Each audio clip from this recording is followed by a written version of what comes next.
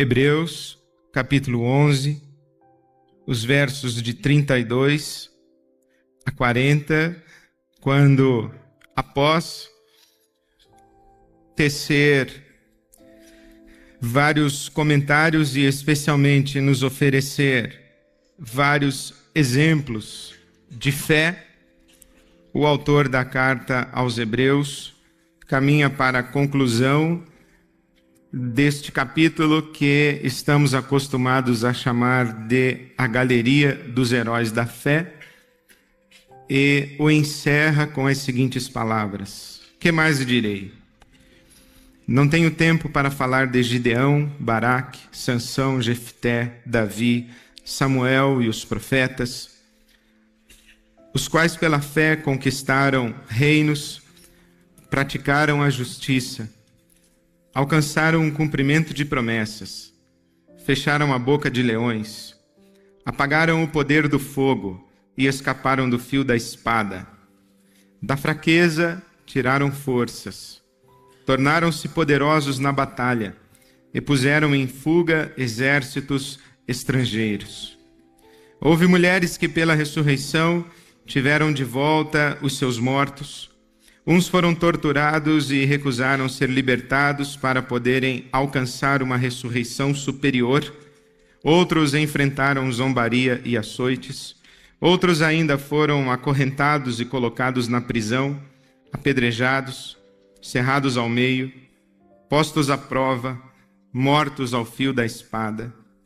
Andaram errantes, vestidos de pele de ovelhas e de cabras, necessitados, afligidos e maltratados. O mundo não era digno deles. Vagaram pelos desertos e montes, pelas cavernas e grutas. Todos estes receberam bom testemunho por meio da fé. No entanto, nenhum deles recebeu o que havia sido prometido.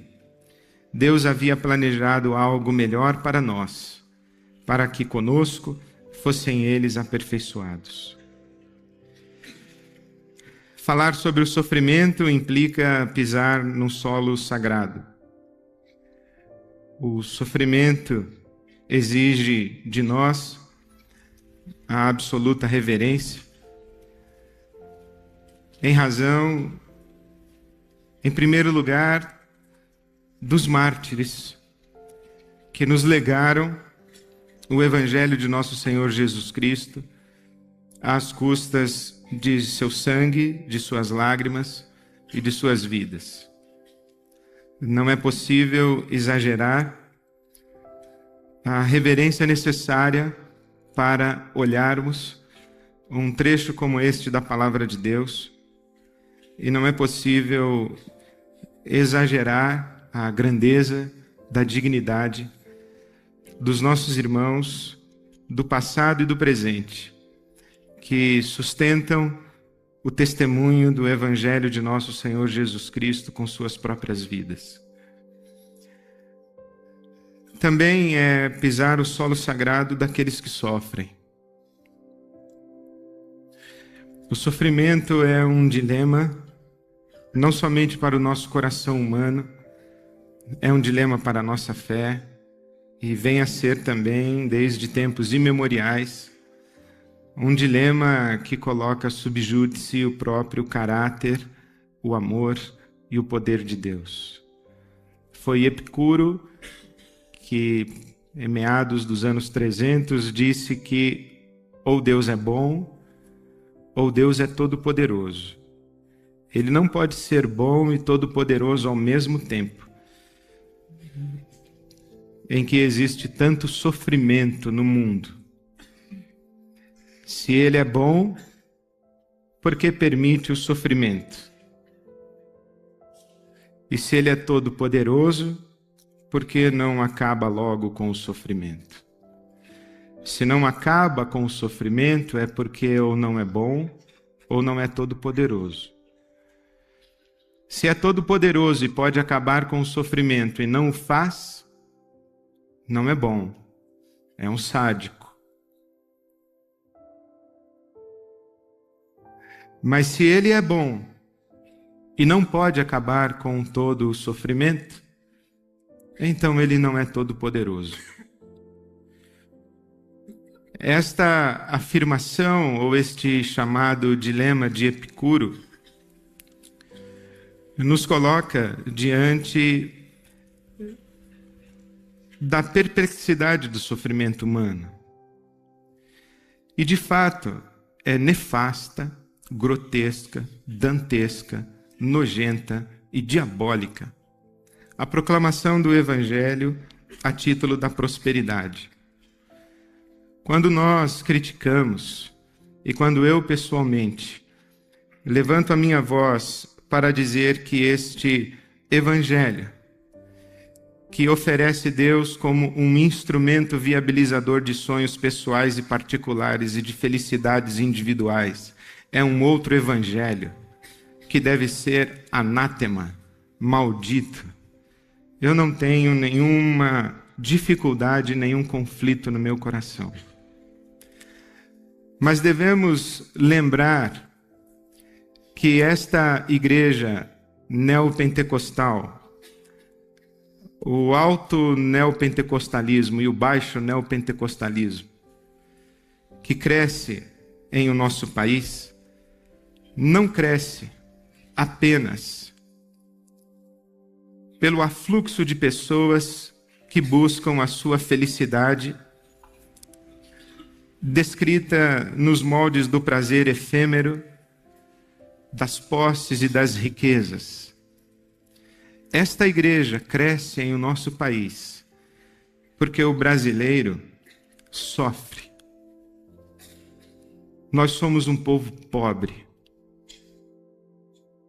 Eu me lembro quando, pela primeira vez, assistindo um telejornal, ouvi o testemunho de uma senhora às portas de um templo católico da igreja de São Judas, considerado o santo das causas impossíveis, agradecendo na rua a graça alcançada.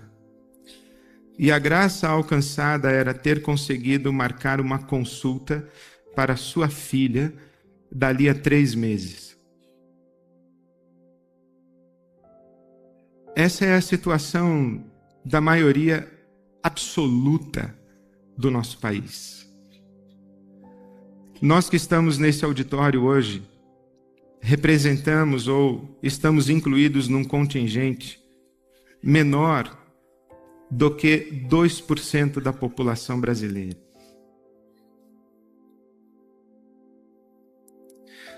Nós somos pastores e pastoras de um povo que sofre, que é pobre, que é desprovido de cuidados, que é maltratado por uma classe política que eu prefiro sequer adjetivar.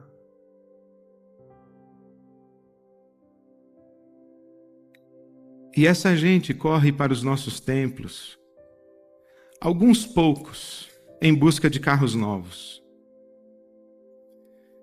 Mas essa gente corre para os nossos templos, levando um filho doente nos braços. Essa gente corre para os nossos templos, mal vestida, mal alimentada, mal educada, mal cuidada. E corre para os nossos templos, buscando a misericórdia, a graça, a bondade, o amor de Jesus e de Deus, o nosso Pai.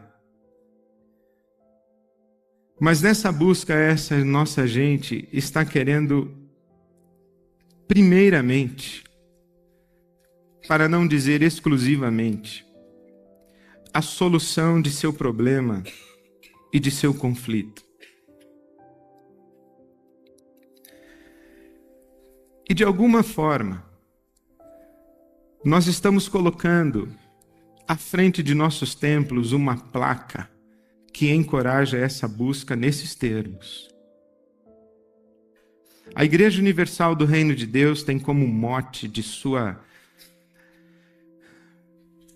expressão de conquista de fiéis, de seu proselitismo, Pare de sofrer. Pare de sofrer. Portanto, ao mesmo tempo que piso no solo sagrado do nosso povo, dos nossos irmãos, abrindo um parênteses para lhes lembrar o que talvez fosse desnecessário, que os bem cuidados, bem alimentados, bem educados, também sofrem. E sofrem muito. Os ricos também sofrem. Os bem-nascidos também sofrem. Porque o sofrimento nivela todo ser humano. A humanidade é nivelada ao tamanho de uma lágrima. Assim é a vida. Então eu piso no solo sagrado da nossa gente que sofre,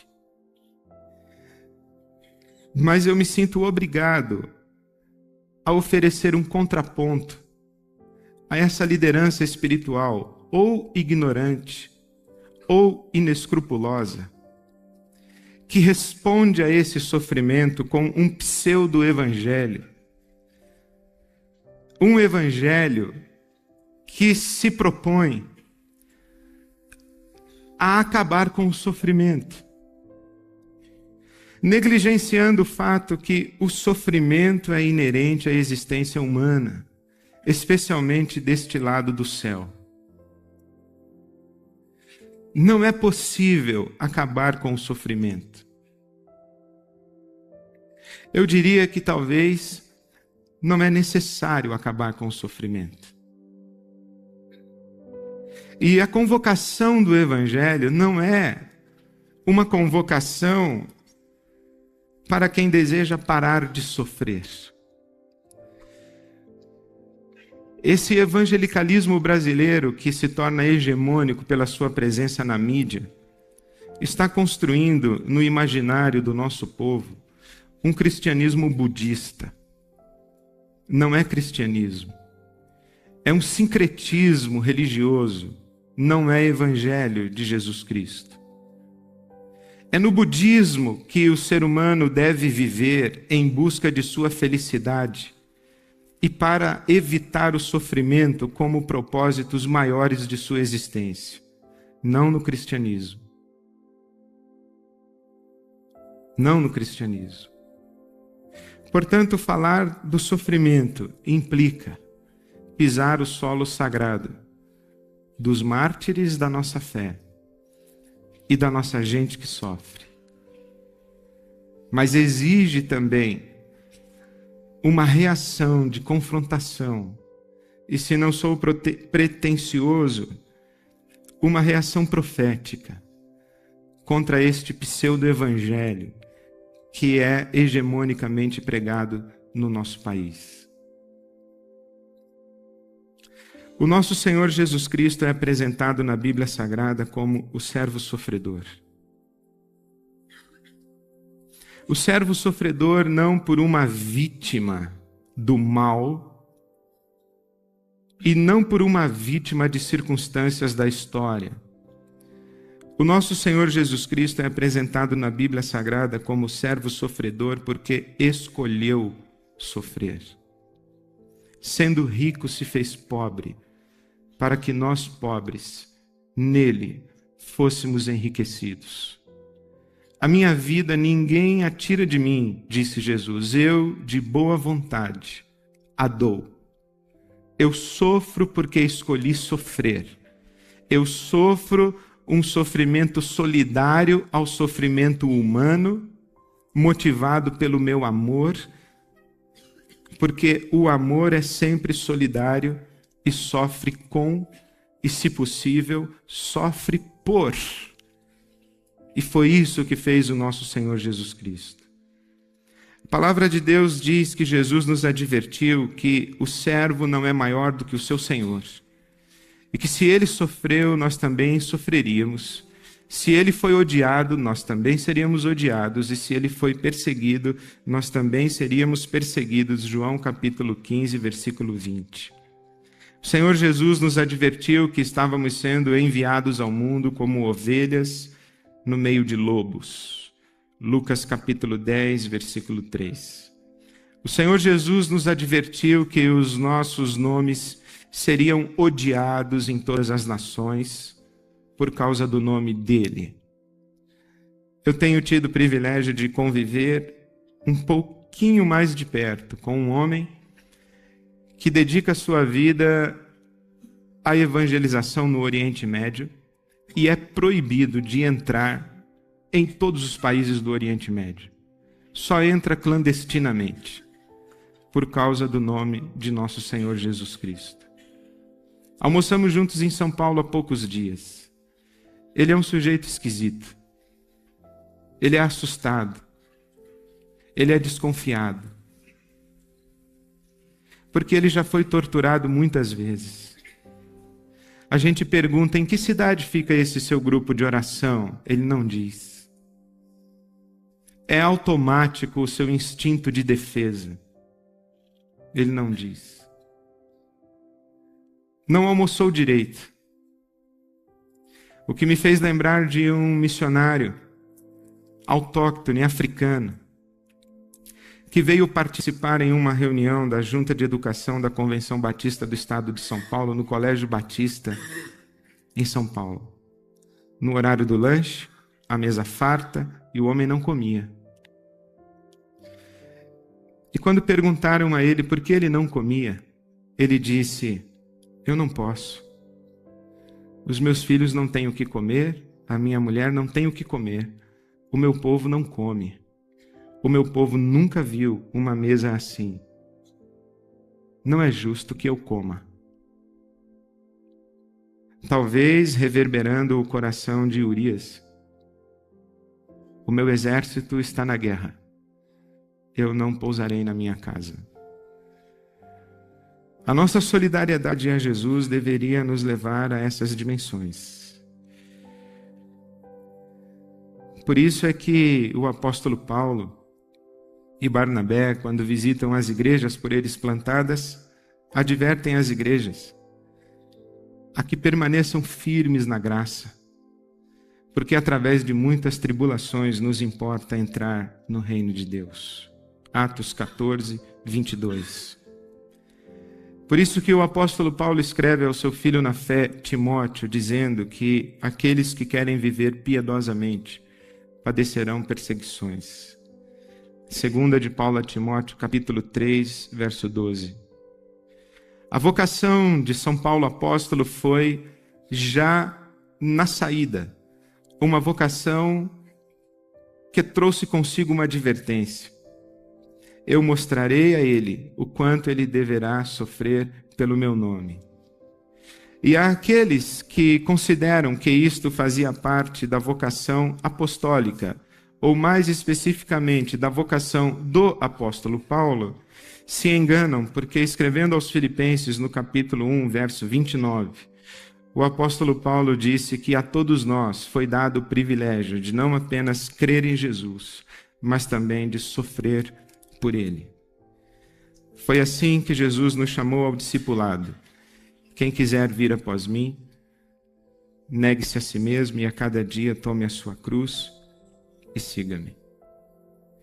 O sofrimento é inerente à caminhada do discipulado. E nesse ponto, tenho ainda mais uma dificuldade para pisar nesse solo sagrado, porque apesar de todas as minhas dores e de todos os meus sofrimentos, na minha vida eu não sofri pouco, mas comparado ao sofrimento que observo à minha volta, eu me humilho diante da graça de Deus, quase que perguntando: Senhor, por que eu sofro tão pouco? Eu sofro muito pouco. Eu faço parte de uma geração de pastores que é quase celebridade. Eu me lembro do Dr. Russell Shedd dizendo que os heróis são famosos, os santos são anônimos. Nós, pastores, somos populares e nós sofremos muito pouco. Murmuramos muito, mas sofremos pouco. Então é difícil pisar nesse solo sagrado do sofrimento. Aqui, lendo esse trecho da carta aos Hebreus, me ocorre dizer que há pelo menos 4 tipos de sofrimentos. O primeiro, nós vamos deixar de fora, é o sofrimento autoimposto. É aquele versículo que diz: quem semeia vento, colhe tempestade. Se você pensa que é provérbio popular, não é. É Oséias capítulo 8, versículo 7. Quem semeia vento, colhe tempestade. A Bíblia Sagrada diz: o que o homem semear, isso também ceifará. Quem semeia no Espírito, do Espírito colherá a vida. E quem semeia na carne, da carne colherá a corrupção e a morte. Há muita gente sofrendo, porque escolheu o caminho da rebelião e está sofrendo. Há o sofrimento contingente, que faz parte do direito de viver e do fato de estarmos vivendo neste mundo caído, neste mundo mau, nesse mundo que jaz no maligno, neste mundo que geme aguardando a redenção dos filhos de Deus, como diz o apóstolo Paulo em Romanos 8. A criação geme, nós também gememos. É o sofrimento contingente. E contingente quer dizer não necessário. Parece difícil em nossa cosmovisão evangélica compreender que há sofrimento que não tem razão de ser. Eu não sei quanto a você, mas o meu Deus não promove estupros. O meu Deus não mata. O meu Deus morre. O meu Deus não dirige embriagado. Ele sofre como uma criança embaixo do pneu e no solo do asfalto.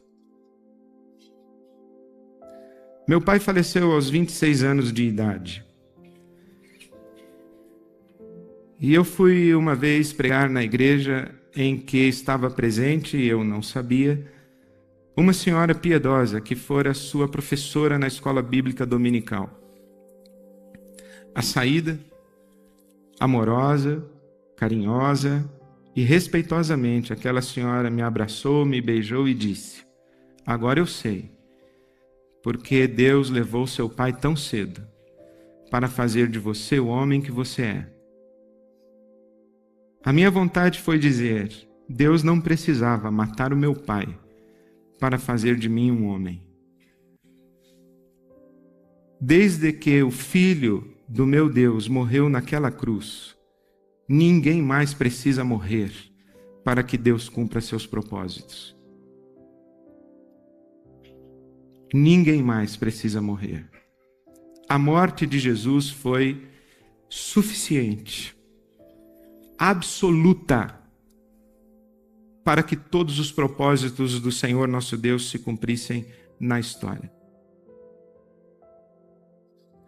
O Senhor Jesus diz isso aos habitantes de Jerusalém. Vocês pensam que aqueles que morreram quando a torre caiu sobre eles eram mais pecadores, menos pecadores? Não, a torre caiu. É o sofrimento contingente. Faz parte do direito de existir. Faz parte da nossa solidariedade para com a criação que geme. Mas há mais dois sofrimentos. O sofrimento escolhido e o sofrimento impingido. Hebreus capítulo 11 não fala do sofrimento autoimposto e não fala do sofrimento contingente. O sofrimento de Hebreus 11 não é a enfermidade de um filho, um desemprego, uma crise conjugal, a perda de um ente querido. Não é chegar na velhice com Alzheimer. Minha avó faleceu e ao falecer, ou antes de falecer, perguntava para mim: quem é você? Eu dizia: sou filho do Renato, seu filho. Ela dizia: nunca tive um filho chamado Renato. Assim faleceu minha avó. A única memória de minha avó era musical.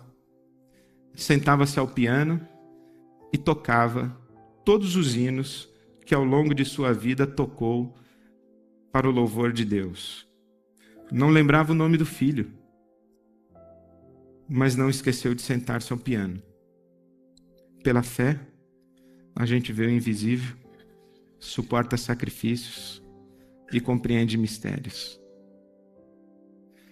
Hebreus 11 não fala desse tipo de sofrimento. Hebreus 11 fala do sofrimento escolhido. Eu escolho sofrer para ser fiel àquilo que creio, e principalmente eu escolho sofrer para ser fiel àquele a quem sirvo. Eu escolho sofrer em solidariedade a quem sofre. Esse é o sofrimento escolhido. E Hebreus 11 fala também do sofrimento impingido. Fala do sofrimento como fruto da nossa fidelidade a Deus, que desperta a hostilidade do inferno e o ódio do mundo. É desse sofrimento que Hebreus fala.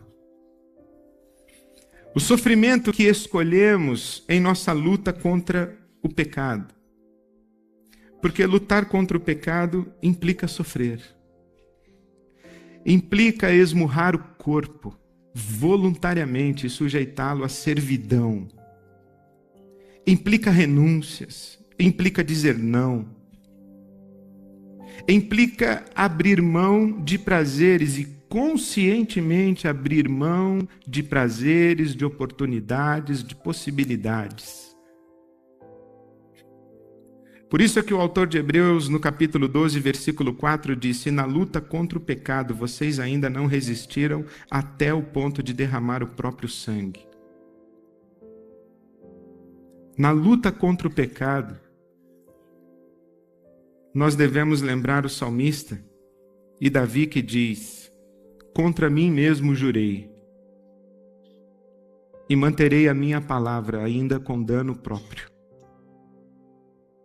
Há uma geração que não diz não ao pecado, porque não quer sofrer, porque não quer renunciar nada, porque não quer passar necessidades.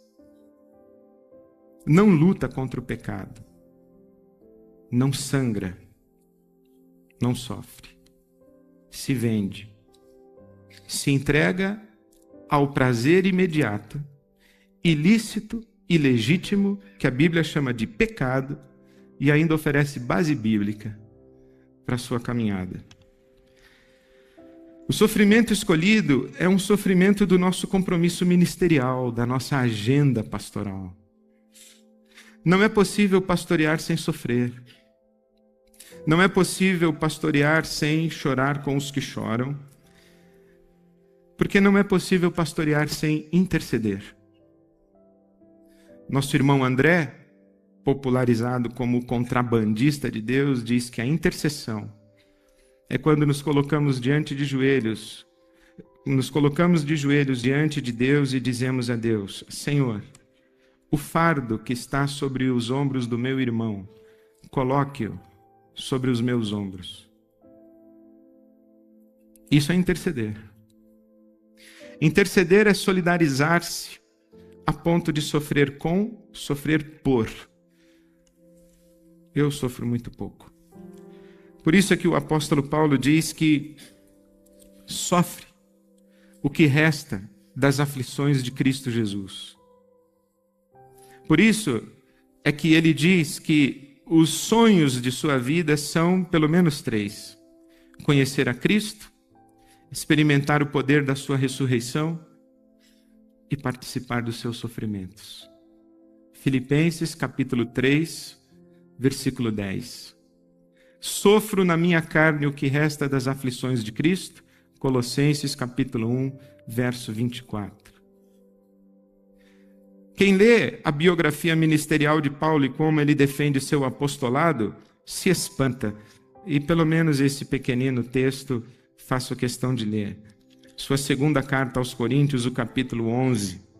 Naquilo em que todos os outros se atrevem a gloriar-se, falo como insensato, eu também me atrevo.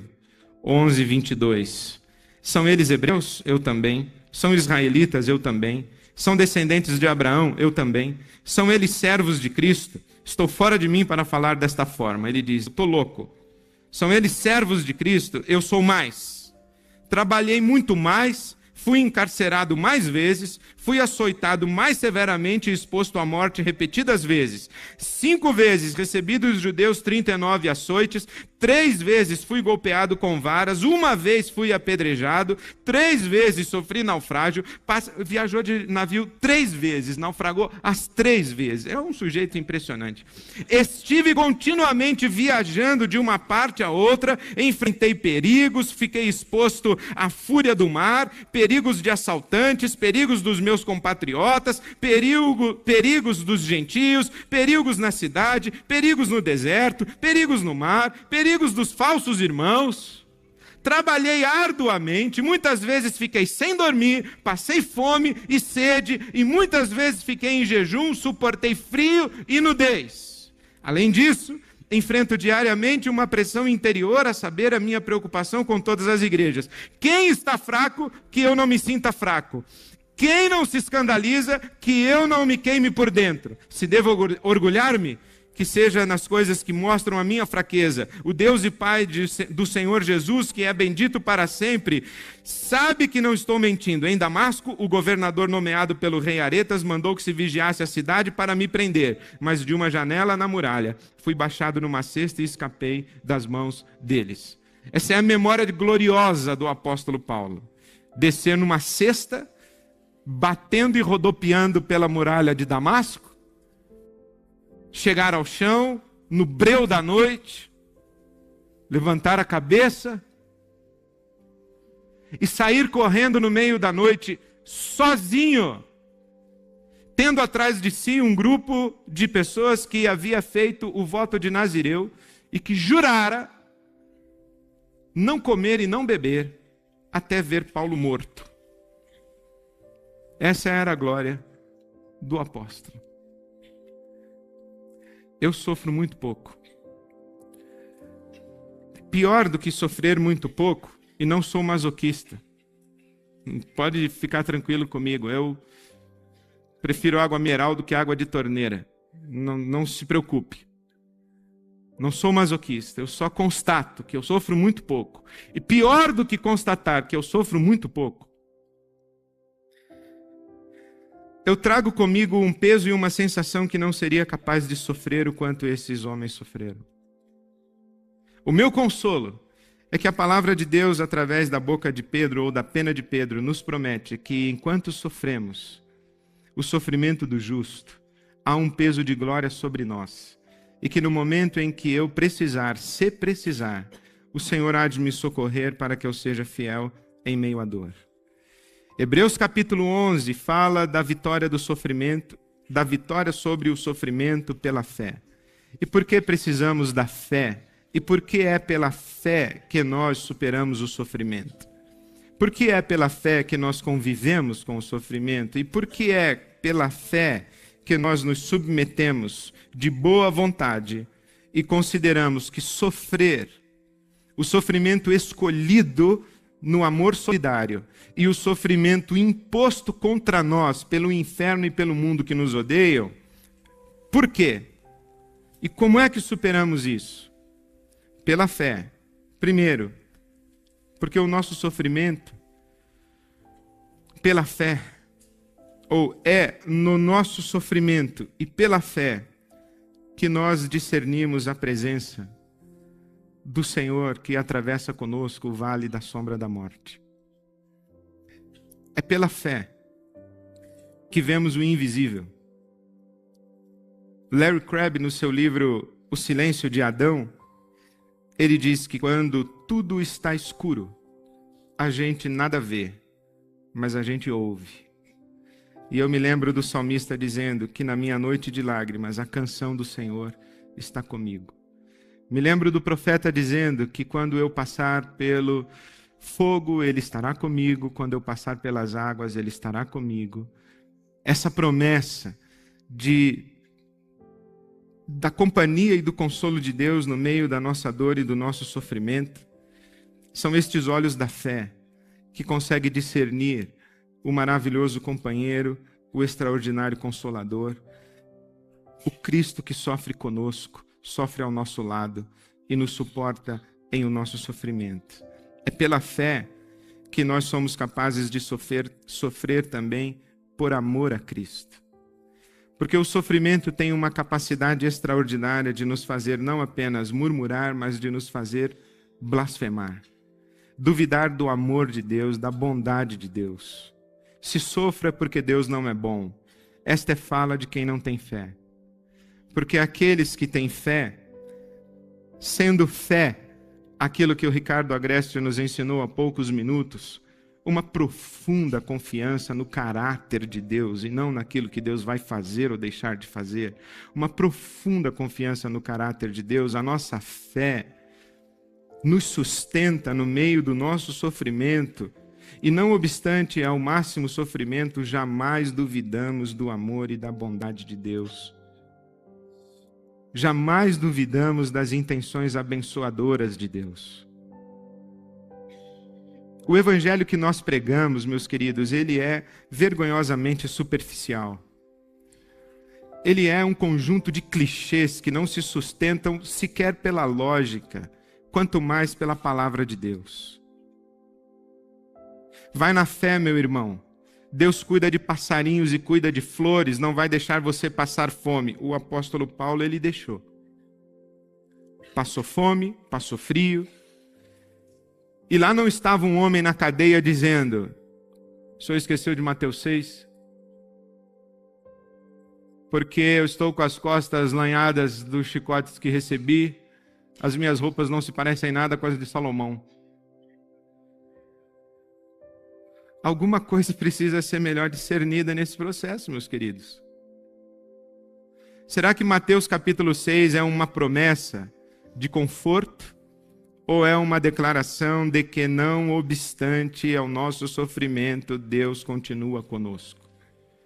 Ou é uma advertência de Jesus de que a nossa fidelidade, a nossa busca ao reino de Deus e a sua justiça pode trazer, sim, sobre nós sofrimento? E que enquanto estivermos sofrendo, jamais devemos duvidar que Deus cuida de nós e nos ama, porque se cuida de passarinhos e flores, não estaria a nos abandonar em meio à dor.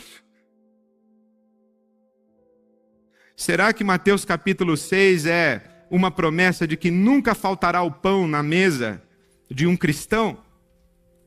Ou é uma fala que diz: quando lhe faltar o pão, porque você busca em primeiro lugar o reino de Deus e a justiça de Deus, jamais duvide de que você é objeto de todas as bênçãos espirituais nas regiões celestiais em Cristo Jesus. Que Deus ama você porque Ele cuida de passarinhos e flores e vai lhe dar tudo quanto lhe é necessário para que você atravesse o seu momento de sofrimento e de dor, suprido pela sua graça. Será que não precisamos reler a Bíblia Sagrada para construirmos uma proposta existencial e uma convocação de fé mais consistente, mais adulta, mais madura, menos fantasiosa, menos açucarada, menos infantil, ou como disse o Ricardo, menos mimada? Eu penso que sim. É pela fé que nós atravessamos o sofrimento e não blasfemamos. É pela fé que nós atravessamos o sofrimento, não querendo fugir do sofrimento, mas sendo tocados por Deus e recebendo esta oportunidade de nos agigantarmos exatamente no meio da maior dor. O Evangelho não se destina a tornar a vida confortável. O Evangelho de nosso Senhor Jesus Cristo se destina a fazer os homens grandes. O Evangelho de nosso Senhor Jesus Cristo se destina a fazer mulheres grandes. Homens e mulheres dos quais o mundo não é digno. Não há uma fé que nos poupa do sofrimento, é uma fé que nos agiganta no meio do sofrimento. Foi o que disse o Dr. John Haggai ontem à noite. Tudo posso. E esse poder não é meu e não está em mim. Está naquele que me fortalece. Vai nessa tua fé, tudo podes. Mas o sujeito está indo a caminho do vestibular. Ora, faça-me um favor. O tudo posso é, posso ter fartura e padecer necessidade. Posso dormir em hotel 5 estrelas e posso dormir em penitenciária no Oriente Médio. Tudo posso. Nada me falta no calabouço do martírio, naquele que me fortalece. C.S. Lewis, que é o meu teólogo predileto até hoje ainda, desde a minha juventude, ele diz que aqueles que querem sentir-se bem, eu não recomendo o evangelho. Recomendo uma boa garrafa de vinho.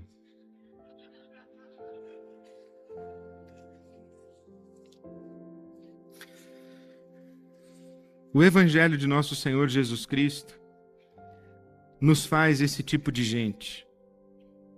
E basta que você leia como deve ser lido o texto de Paulo aos Romanos, o capítulo 8. Todas as coisas cooperam para o bem daqueles que amam a Deus, daqueles que foram chamados segundo o seu propósito. Qual propósito?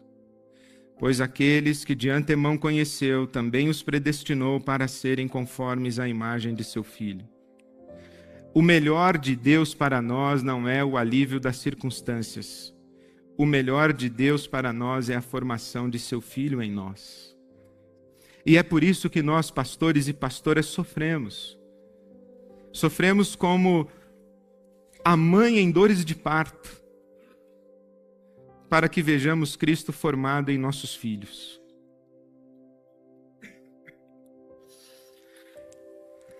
É pela fé que o sofrimento nos mantém em pé?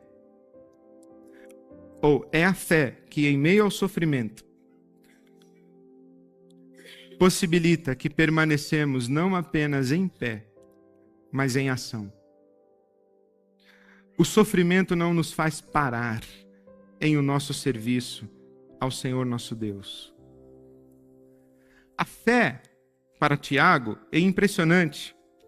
Se nós virarmos apenas uma ou duas páginas no máximo, dependendo da sua edição, você vai encontrar o discurso de Tiago a respeito da fé.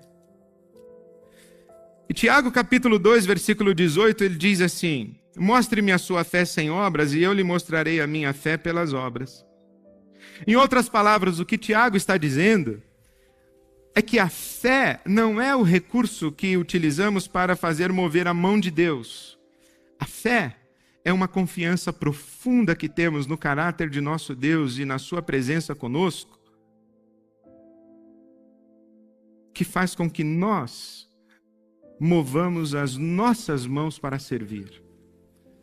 Tiago está dizendo: eu não quero saber o quanto Deus faz por você para avaliar o quanto de fé você tem. Eu quero saber o quanto você faz por Deus e para Deus, para saber se de fato você confia nele.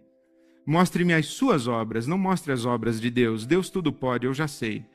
Eu quero saber o que é que você pode, descansando a vida aos cuidados e sendo fortalecido e abençoado por esse Deus que tudo pode. A fé não mobiliza Deus, a fé nos mobiliza sob a mão de Deus. A fé não instrumentaliza Deus, a fé nos instrumentaliza a serviço e para a glória de Deus. Finalmente, é pela fé, meus irmãos, que nós temos alimentada em o nosso coração a esperança da ressurreição. Esta foi a tecla que o Ricardo Agreste bateu forte ao final da sua palavra e com a qual eu concordo.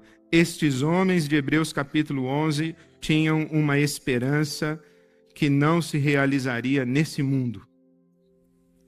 Por isso é que o capítulo 11, versículo 35, diz que uns foram torturados e recusaram ser libertados para poderem alcançar uma ressurreição superior. É a esperança da ressurreição. Se você acha a minha fala muito pesada e pessimista, eu até compreendo. E lhe sugiro o extraordinário livro de John Piper, que foi traduzido na primeira edição como Teologia da Alegria, mas agora está relançado com o título Em Busca de Deus, em que ele fala sobre o hedonismo cristão. Esta construção de sofrimento tem um contraponto. Mas o contraponto é a ressurreição. O contraponto é a nossa esperança escatológica. Nós somos parceiros de Deus e cooperadores com Deus num reino que não é deste mundo. Isso me faz lembrar a história com a qual encerro. A história de um casal que dedicou a sua vida ao campo missionário nas regiões mais inóspitas e sujeitos aqueles missionários ao sofrimento mais atroz. Depois de 50 anos, eles foram jubilados e voltaram para o seu país de origem. E no navio que os trouxe de volta, eles vieram imaginando como seriam recebidos e com que honras eles seriam recebidos de volta para casa, depois de 50 anos, de uma vida inteira. Parênteses. Depois de servir na China, o sujeito é preso, acometido de febre tifoide e tem um tumor no cérebro. Eric Liddell, conforme o Ricardo Agreste nos contou. Alguém poderia dizer, depois de dedicar a minha vida com tal fidelidade, é isso que eu colho na velhice? E aquele casal vinha no navio, provavelmente pensando essas coisas. Que honras nos esperam quando chegarmos em casa? Quando o navio se aproximava do porto para atracar, eles viram muitas bandeirolas, banda, fanfarra, uma festa preparada. E pensaram, eles estão prontos para nos receber de volta. Mas quando desceram, porque estavam viajando em terceira classe, quando desceram, os papéis coloridos estavam espalhados pelo chão e já não havia mais a banda, a fanfarra. Deve ter sido o Cacá, o Ronaldinho Gaúcho que chegaram. O Gaúcho não mais, infelizmente, ou pelo menos por enquanto. Alguém chegou na frente e a festa não era para o casal. Eles foram para casa, carcomida pelo tempo, não havia ninguém para esperá-los, não havia festa, não havia boa recepção, não havia recompensa. E aquele homem revoltado saiu batendo a porta e disse à sua esposa, eu vou andar. Pergunte aí para o seu Deus se é isso que Ele tem para nos dar quando a gente volta para casa depois de 50 anos de ministério. O homem andou. E ao voltar, encontrou a esposa mexendo alguma coisa na pia da cozinha. Entrou e perguntou à mulher, em tom de deboche, e então? Falou com o seu Deus se é isso que Ele tem para nos dar quando a gente volta para casa depois de 50 anos de vida dedicada ao ministério? E a mulher, sem virar-se, simplesmente disse, falei. E o que foi que ele disse? Ele disse que nós ainda não chegamos em casa. Amém.